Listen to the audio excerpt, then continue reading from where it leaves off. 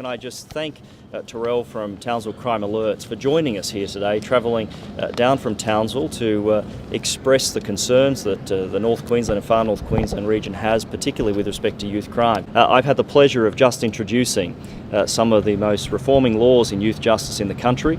This is the Youth Justice Amendment legislation we've just introduced.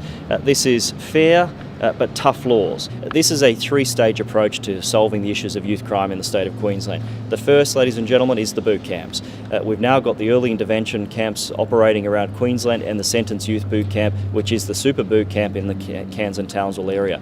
The second stage of this government's focus on youth crime is, of course, the amendments we've introduced today, which include naming and shaming, removing detention as a last resort, making sure young people are held responsible for their actions, making sure they're held responsible for actions as a young person, but when they're sentenced as an adult.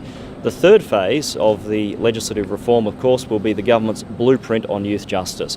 This will put it all together in a couple of months' time. It'll set a path along in the future to make sure that we're tackling all these issues head on, and to make sure that we can try and give the people like Terrell and the residents of Townsville the security that they know that they can go out in their streets and they can feel safe on their streets. The other announcement I make, ladies and gentlemen, for Townsville particularly, is that if young people, repeat young offenders who steal cars, will no longer get a slap on the wrist and be back on the street stealing more cars.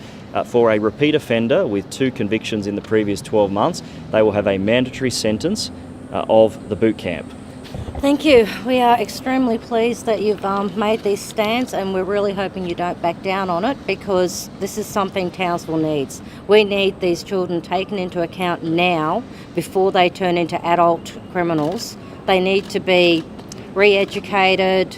We can't have them going on to adulthood doing this sort of crime.